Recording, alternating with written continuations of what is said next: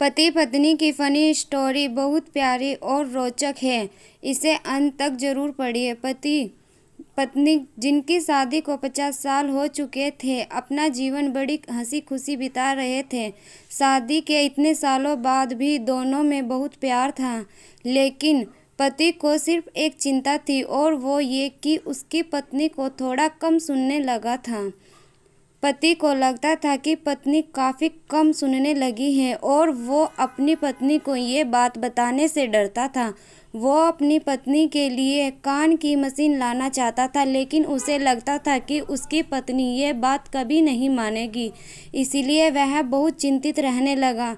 वह इस बारे में निश्चित करने के लिए उसकी पत्नी को कितना कम सुनाई देने लगा, इसका भी पता लगाना चाहता था।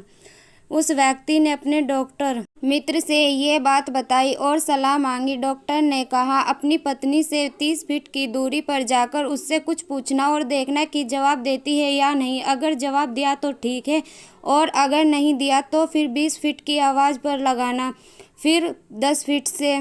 इस तरह तुम्हें पता चल जाएगा कि उसे कितना सुनाई देता है। अगले दिन डॉक्टर के बताए तरीके को पति ने आजमाया। दूर से कहा, अरे सुनती हो, खाने में क्या बनाया है? कोई जवाब नहीं। पति को चिंता होने लगी। फिर 10 फीट की दूरी से आवाज़ लगाई, कोई जवाब नहीं। पत्नी की चिंता बहुत होने लगी। फिर 10 फीट फासला कम किया और फिर आवाज़ लगाई। इस बार पति ने रसोई में काम कर रही पत्नी को पीछे से बाहों में लिया और उसके कान में कहा, मेरी प्यारी पत्नी, आज खाने में क्या बनाया है? पत्नी ने पति की तरफ बेलन घुमाते हुए कहा, 3 बार चिल्लाकर बोल चुकी हूँ, आलू गोभी बनाया है। अब पति को पता चल गया कि पत्नी को नहीं बल्कि उसे खुद ही कम सुनाई देने लगा है।